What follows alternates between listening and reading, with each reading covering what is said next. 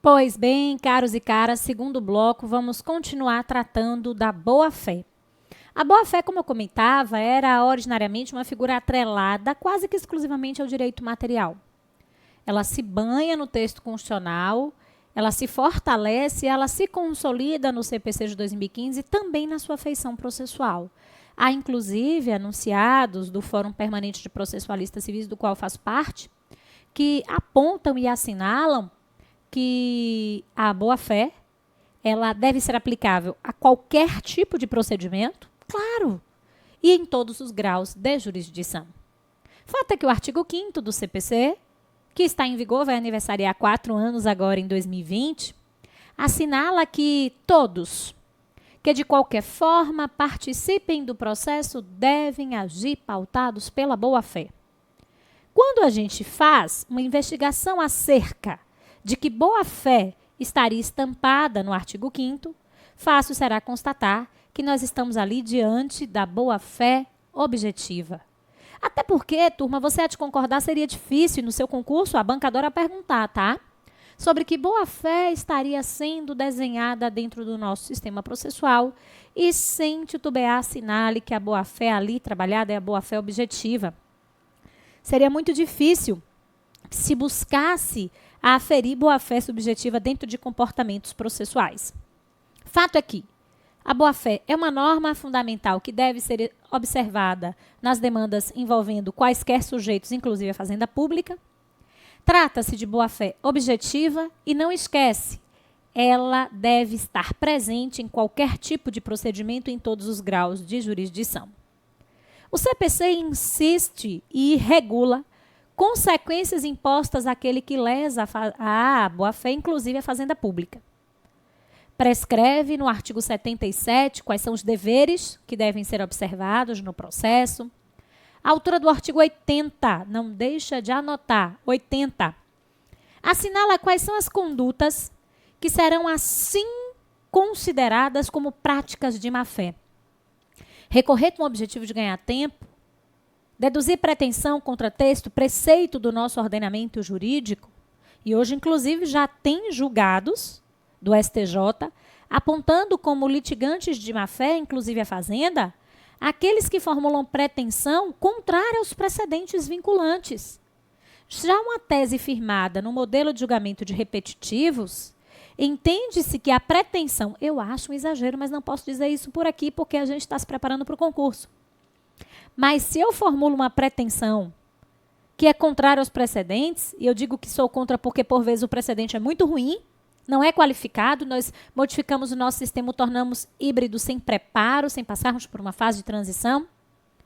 Reconhece-se como postulação formulada, aquela que é contrária à estrutura do nosso ordenamento jurídico e, consequentemente, em sendo contrária, o sujeito será considerado litigante de má-fé em homenagem à penalidade, ao respeito à boa-fé.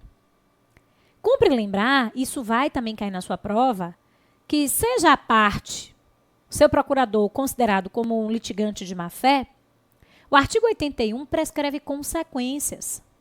Dentre as consequências, uma multa que será superior a 1%, inferior a 10% sobre o valor da causa, então ela é superior a 1%, inferior a 10% sobre o valor corrigido da causa. Você tem, hoje, eu atendi uma pessoa, um sujeito que tem um processo de 1987, isso mesmo, você está me ouvindo? Se aplica qualquer penalidade num processo como esse, não tem que se observar o valor da causa, nem era real a moeda, só para você ter uma ideia da bronca. Contrato de um imóvel que foi celebrado, levando em consideração parâmetros de dólar, enfim. Fato é que será imposta uma multa. Essa multa será superior a 1%, inferior a 10% sobre o valor corrigido da causa, paga a parte contrária. E a Fazenda Pública também terá de se comprometer a buscar esta responsabilização. Porque, veja só, o próprio CPC, no artigo 79, diz: responde a parte que causou danos a outra por perdas e danos. Além da multa, uma indenização, que será fixada pelo juiz, podendo ser objeto de liquidação posterior, despesas processuais e honorários advocatícios. A gente vai ter aqui um momento só para estudar honorários advocatícios e a Fazenda Pública. Muita coisa boa para você. Agora, vista a boa-fé, suas consequências, o CPC ainda faz questão de alertar que o pedido deve ser interpretado à luz da boa-fé. O CPC faz questão de projetar a boa-fé para a sentença. Sim. E diz, olha, na hora de proferir a sentença, não esqueça o juiz de observar a norma fundamental da boa-fé. No mais, vamos falar sobre a campeã de audiência em prova, a primazia do julgamento de mérito. A primazia do julgamento de mérito, que é uma norma fundamental que encontra as suas bases estruturantes em 2 artigos, mas, na verdade, ela está espalhada por todo o Código. Nós vamos encontrar as primeiras, a gente pode pensar assim, as primeiras referências à primazia do julgamento de mérito nos artigos 4º e 6º. Artigos 4º e 6º que veiculam a primazia do julgamento de mérito, indicando que, obviamente, para esquentar as turbinas, a todos deve-se garantir a duração razoável do processo. E há muito a gente tem discutido a tônica da duração razoável do processo, da tempestividade da oferta da prestação jurisdicional. E afora a duração razoável do processo, garante-se o prestígio às decisões de mérito. Sempre que eu estudo contigo essa norma fundamental, eu faço questão de te alertar que não se pode olvidar a manutenção, a existência de decisões terminativas. Não é isso. As decisões terminativas, elas estão aí. Estão aquelas que estão prescritas no artigo 485, dando aso às sentenças terminativas. Mas vê só, prestigia-se a tomada de uma decisão de mérito, até porque a jurisdição, ela se presta, ela tem como finalidade essencial, eu te diria mais, ela tem como finalidade existencial a resolução de conflitos. E dados estatísticos passaram a apontar que a maioria dos nossos processos eram extintos sem resolução do mérito. Detalhe, resultado. Prestigiam-se as decisões de mérito e eu quero aqui pontuá-las em 3 itens que vão cair na sua prova. O 317 do CPC indica que o juiz, isso numa demanda envolvendo a Fazenda Pública também, antes de proferir uma decisão terminativa, ou seja, pautada no 485, que tem como base a identificação de um equívoco ou fenômeno eminentemente processual, ele deve checar se ele realmente não tem condições, repito, se ele realmente não tem condições de proferir uma decisão de mérito, de sanar aquele defeito. Em muitas situações, eu advogo desde 2004, assinatura do sujeito, assinatura da procuração. Defeitos totalmente sanáveis. Ao invés, então, de se tomar uma decisão terminativa, o 317, em homenagem à primazia do julgamento de mérito, assinala que o juiz deve conferir. Isto, se aquele defeito não pode ser sanado. Some-se a isso a regra que a gente, inclusive, mentora, prova é muito reiterada, à disposição do 218, parágrafo 4º. O 218, parágrafo 4º, assinala que atos processuais, vê só, atos processuais praticados antes do prazo devem ser considerados tempestivos, em homenagem à primazia do julgamento de mérito. A referência de que atos praticados antes do prazo são tempestivos, você encontra facilmente lá no 218, parágrafo 4º, e é esta estrutura que leva a cabo a revogação, cancelamento, na verdade, correto seria falar cancelamento, tá? Perdoe-me, da súmula 418 do STJ. Súmula esta que foi oficialmente cancelada e que, numa linguagem trucada, fazia referência ao não conhecimento de um especial que se interpusesse antes do prazo. Hoje, agravos, réplicas, contestações, apelações, recursos especiais que nós utilizemos antes do prazo serão considerados tempestivos, em homenagem à primazia do julgamento de mérito. Em arremate, sanabilidade recursal vai cair na sua prova. A sanabilidade recursal caiu numa prova de procuradoria recente, revela-se num conjunto de expedientes para permitir que relatores, sim, permitam a correção de defeitos em recursos. Eu vou até indicar aqui para você, tamanha a atenção que a gente deve dar a essa referência, 932, parágrafo único. O 932 volta para cá, cenas dos próximos capítulos, o conceito de fazenda. Parágrafo único assinala que o relator de um recurso, ele deve mesmo, turma, deve mesmo, tá? Ele deve conceder à parte a oportunidade de sanar defeitos no recurso. Quando se fala conceder à parte a oportunidade de sanar defeitos no recurso, nós devemos lembrar que o prazo para essa sanabilidade está lá no 932, parágrafo único, é de 5 dias. Nós estamos falando, por exemplo, num defeito numa guia de preparo, e obviamente a Fazenda Pública goza de isenção, mas a gente está falando de questões relacionadas, por exemplo, à questão de um documento na formação do instrumento, 1017, e de outras tantas questões, assinaturas de procuração, que possam ser resolvidas. O STF traçou um precedente, que é óbvio, mas a gente precisa pontuar aqui, de que essa sanabilidade recursal tem limites, claro. E em meio aos limites impostos à sanabilidade, o STF diz não se observa a regra do 932, parágrafo único para intempestividade manifesta. Se realmente o recurso é intempestivo, não há como corrigir. Se há algo que a gente aprende, ainda que seja na marra nesta vida que o tempo não volta no nosso cotidiano, não volta na prática forense. Mas aí está a primazia do julgamento de mérito. Encerrando este ponto, a gente também precisa conversar sobre isso porque, nossa, é de uma grandeza inestimável. A garantia fundamental da tutela satisfativa. Tutela satisfativa que também encontra a sua referência específica no artigo 4º, parte final.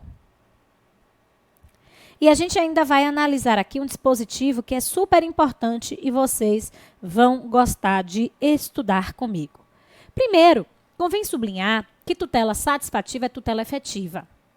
2. A efetividade, ela vem numa crescente substancial. É como se fosse fora da curva o crescimento da efetividade, da busca pela efetividade. Até porque houve um tempo que a prolatação de uma decisão judicial, perceba, era suficiente. Fico pensando, será que as pessoas entregavam essa prestação jurisdicional a outra? Diziam, a emoldura, coloca lá na tua sala hoje. Isso é um assunto sério. Deve-se garantir à parte uma série de ferramentas para que se concretize a tutela jurisdicional. E é triste saber que há altos índices de tutela não efetiva.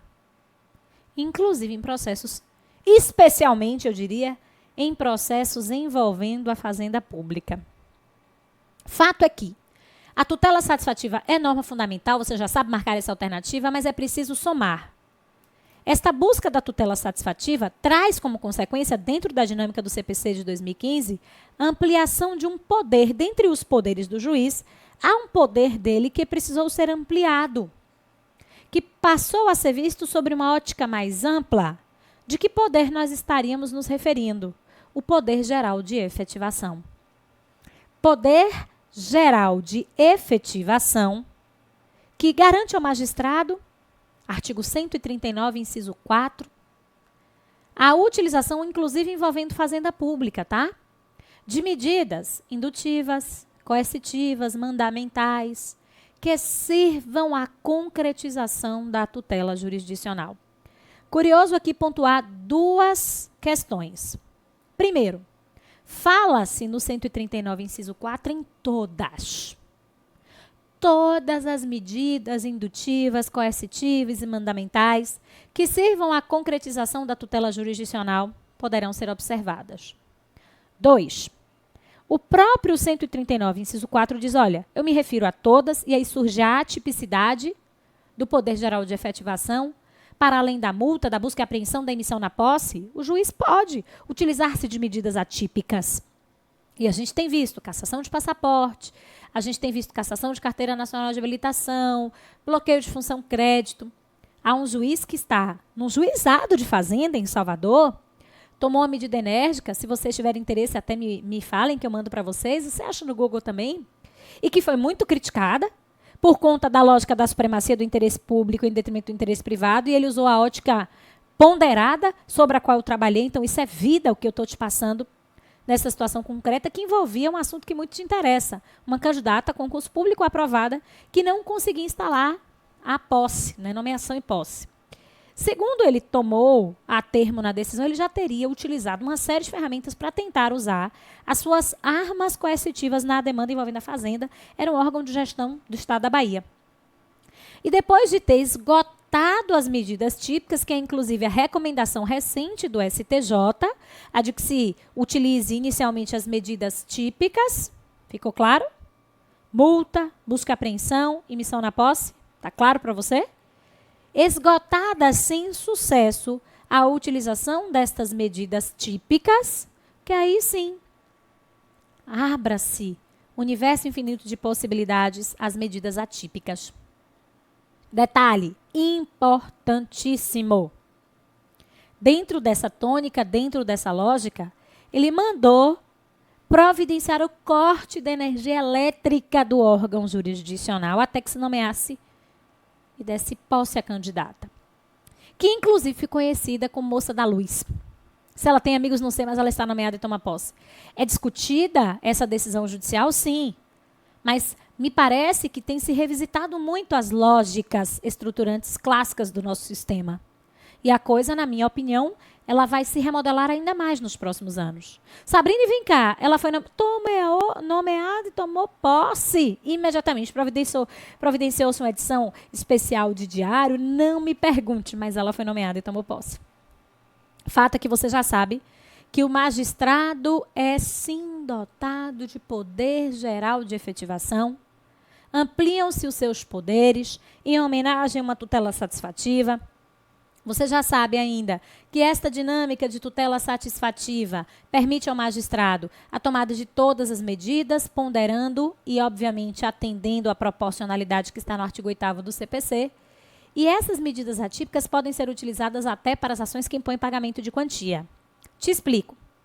Quando um particular é condenado a pagar uma quantia particular, essa decisão transita em julgado, estando líquida, e enseja cumprimento, dentro do modelo sincrético, não é? Você lembra que o sujeito tem 15 dias para pagar, sob pena de multa de 10% e honorário de 10%? Então, multa de 10% e honorário de 10%. Perfeito. Se não for efetuado o pagamento, em 15 dias, repito, multa de 10% e honorário de 10%. Tradicionalmente, essas eram as únicas ferramentas que poderiam ser utilizadas por esses indivíduos. Vem o CPC de 2015 amplia, conforme você já pode observar, dizendo-nos o seguinte: olha, além destas medidas, inclusive para pagamento de quantia, acumule um astrentes, acumule uma ordem proibitiva, cesse, paralise as atividades nocivas, permitindo uma busca mais realística da prestação jurisdicional efetiva. Agora, postas essas questões todas, vamos aqui à busca conceitual do que seria a fazenda pública, né? Como é que a gente pode compreender a ideia de fazenda pública? O termo fazenda pública, turma, remete à ideia de atuação do Estado em juízo. O Estado em juízo, ou melhor, a atuação judicial das pessoas jurídicas de direito público, que estão, inclusive, dispostas no nosso Código Civil, falarei já já. Inclusive, nesse sentido, o próprio José dos Santos Carvalho Filho, né, ele diz, olha, em algumas espécies de demanda, as pessoas de direito público têm sido nominadas de fazenda pública. E daí expressões decorrentes como fazenda federal, fazenda estadual, fazenda municipal. E a gente deve lembrar que a terminologia ela é bem própria da praxe, da prática forense, né? Inclusive, ao menos aqui, é muito mais comum utilizarmos o termo fazenda pública, até porque os títulos de atribuição de competência estão para as varas de fazenda pública, né?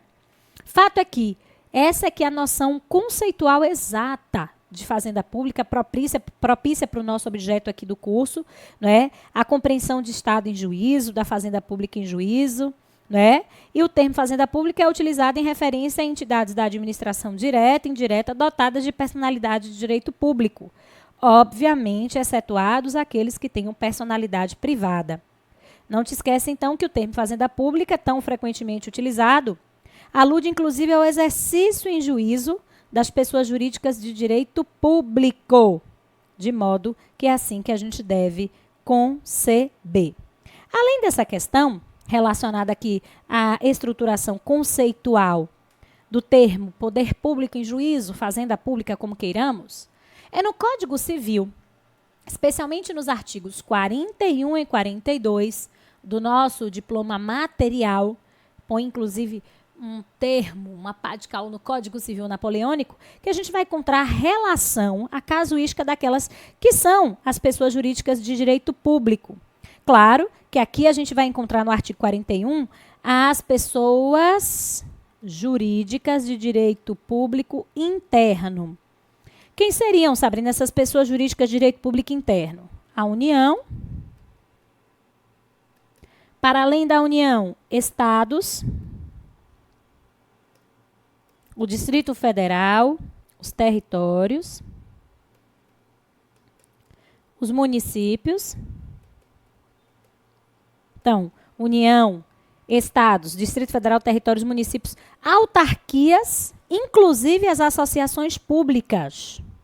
Autarquias, inclusive as associações públicas, num acréscimo que se deu com a 11.107, tá? Que data de 2005, passa a se inserir, inclusive, olha, aqui também na conceituação das pessoas jurídicas de direito público, a gente deve incluir as associações públicas e complementando a nossa lista, porque anotando a gente memoriza mais, as demais entidades de caráter público criadas por lei.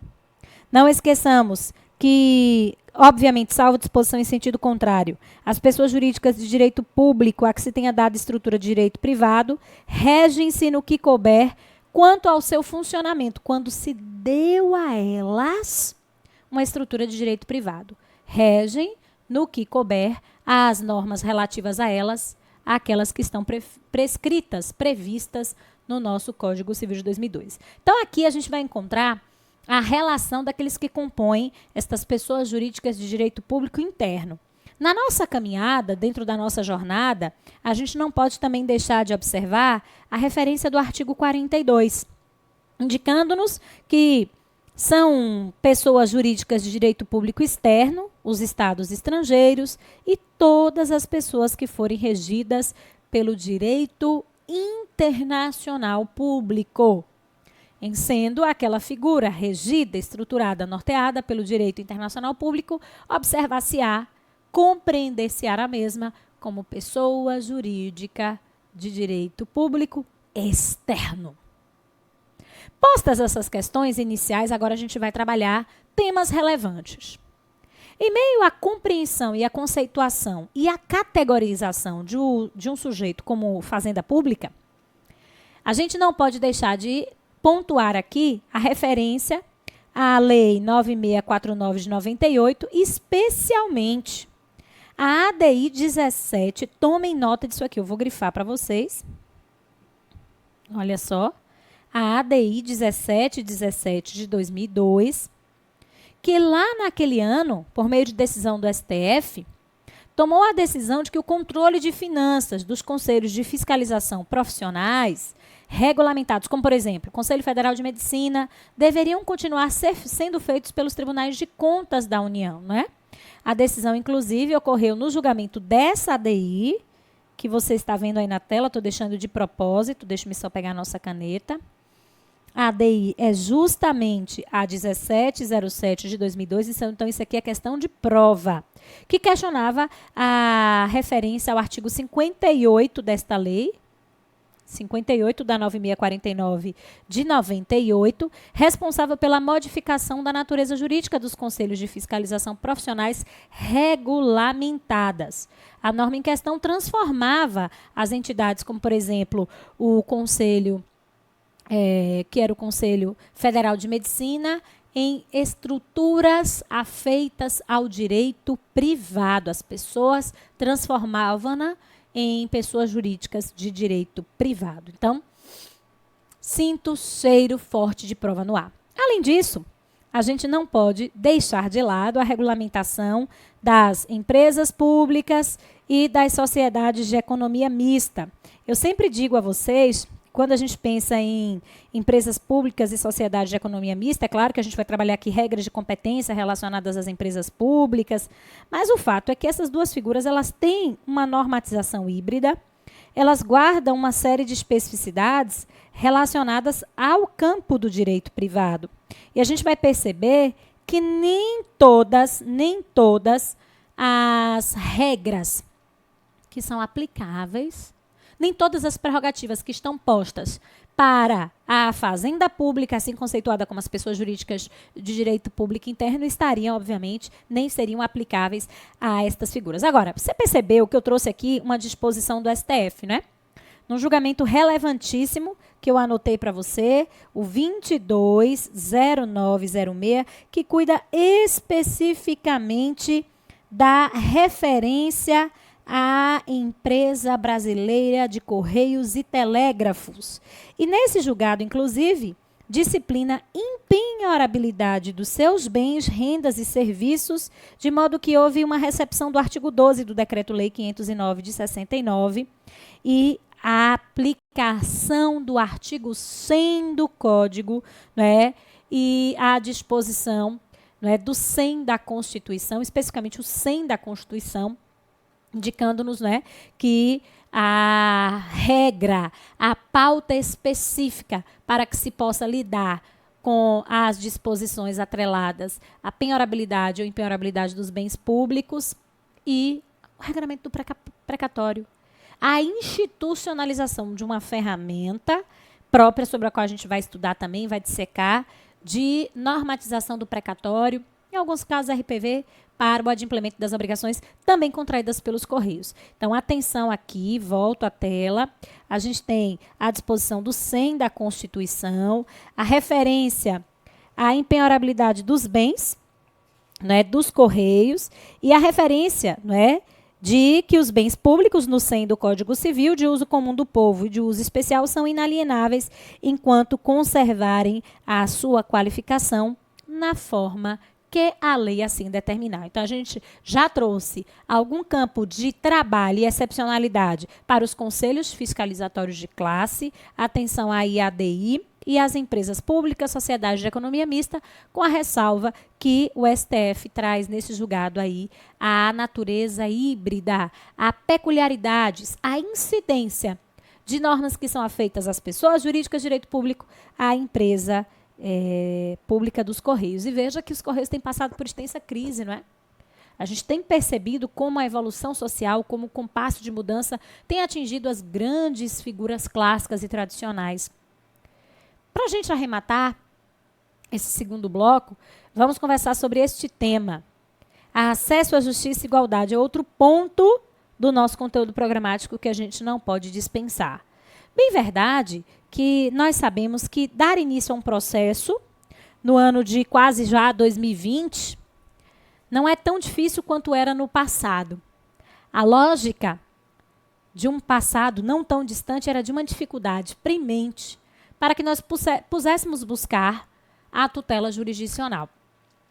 É justamente em meio às chamadas ondas renovatórias, muito bem colocadas por Calamandrei, que a gente passa a ampliar e a garantir, em homenagem à própria isonomia substancial, a dinâmica de acesso à justiça. A acesso à justiça como um direito fundamental de baliza constitucional que passa a ampliar possibilidades para a busca dessa tutela jurisdicional. Sabe-se que, regra geral, não se pode utilizar a força, sob pena de que se cometa um ilícito. A tutela é, em regra, proibida, exceto nos casos expressos em lei, controlados, diga-se de passagem, pelo Poder Judiciário.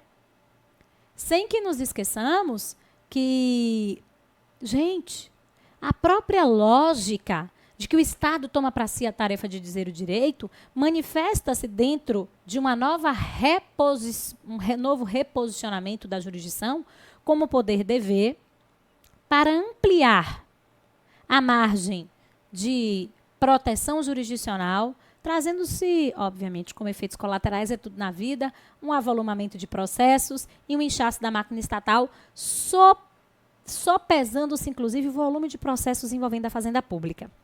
Como é que isso é cobrado na prova, bem como outras tantas questões super interessantes que estão na ementa do nosso curso, a gente vai conferir a partir, é claro, do nosso próximo bloco.